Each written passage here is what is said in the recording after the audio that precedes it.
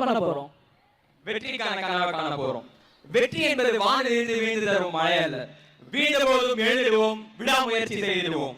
கனவுகளுக்கு வலிமை அளித்து வெற்றியை அடைதல் என்னும் தலைப்பில் உங்கள் முன் சொற்பொழிவு ஆற்ற வருகிறார் 7ஆம் வகுப்பு மாணவி கெதுராஸ்ரீ.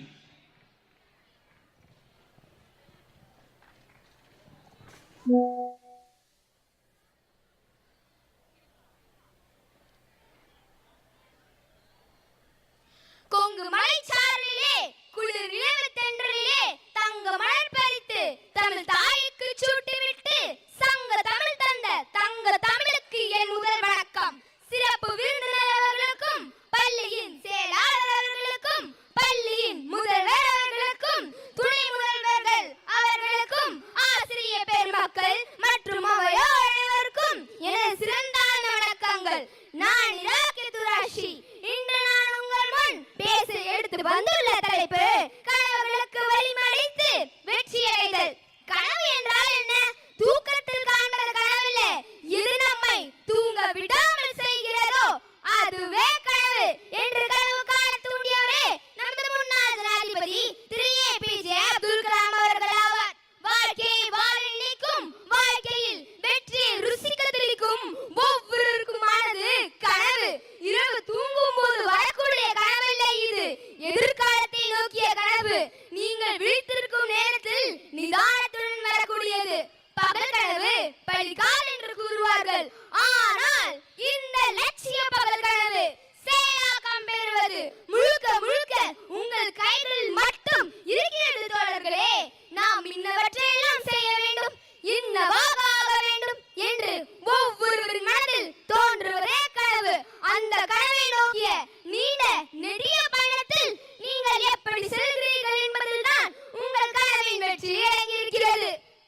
வானவில்லை நிறங்கள் 7, உலக அதிசயங்கள் 7, உலக கண்டங்களும் 7, சப்த சுரங்களும் 7. அதுபோல் கனவுகளுக்கு வலிமளித்து வெற்றியடைய உங்களுக்கு நான் கூறப்போகும் படிகளும் 7. சற்று செவிமடுத்து கேளுங்கள் தோழர்களே. முதல் படி திட்டமிடல், 2ஆம் படி தன்னம்பிக்கை, 3ஆம் படி கடின உழைப்பு, 4ஆம் படி தியாகம் செய்யுங்கள், 5ஆம் படி பிடித்தவற்றை செய்யுங்கள், 6ஆம் படி பயம் வேண்டாம், 7ஆம் படி வாய்ப்புகளை உருவாக்குங்கள்.